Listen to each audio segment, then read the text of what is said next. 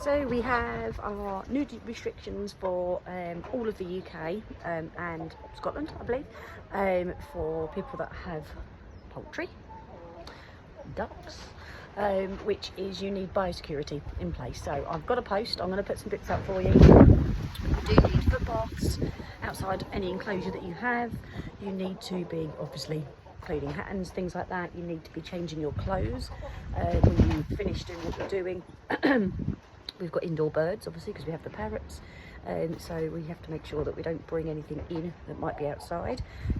So that means when I come home from work, because I work outside in a paddock for dog training, that I need to keep my stuff out of the house. I need to use a foot bath to come in the front door, and visitors will need to use a foot bath to come in the front door, particularly if they come into the garden, but even into the house because of the parrots.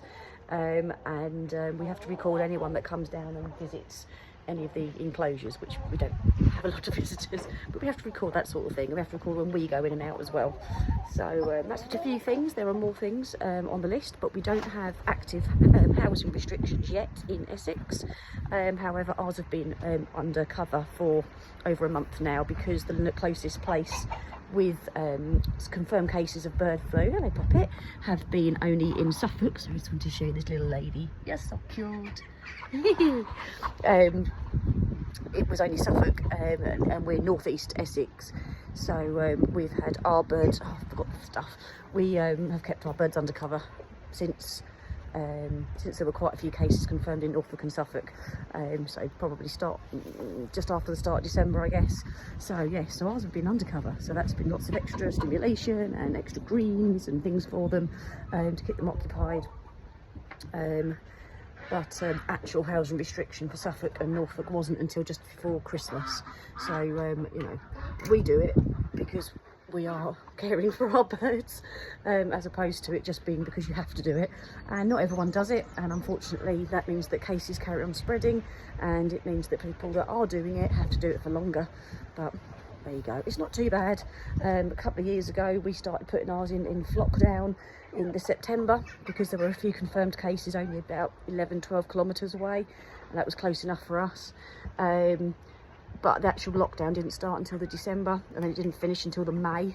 So our birds are in lockdown from September to May. But they were fine, because, you know, here you go, look at our quail enclosure, for example. We have got so much stuff for them.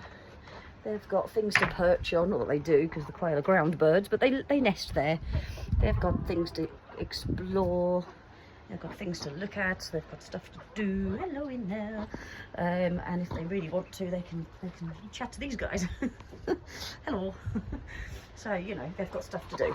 So we make sure they've got plenty of enrichment and entertainment and things like that. So all the nutrition that they would normally get from being outside, because they eat bugs and things. But yeah, so that's that. So longer video than planned, but I'll put up some graphics and things to give you an idea of what's needed for majority of the UK and Scotland. And then additionally, if you're in certain areas, a few more areas now other than just Suffolk and Norfolk that need to have housing restrictions in place. It is to protect your birds, and it's to protect everyone else's birds as well. So it's not forever, it lasts a few months. The birds do fine. We lose less birds in lockdown than we do any other time. So, you know, it needs doing. And if you want to protect them, you love your birds, just get it done, and they're fine. If you need any advice, you need any help with anything, just let us know.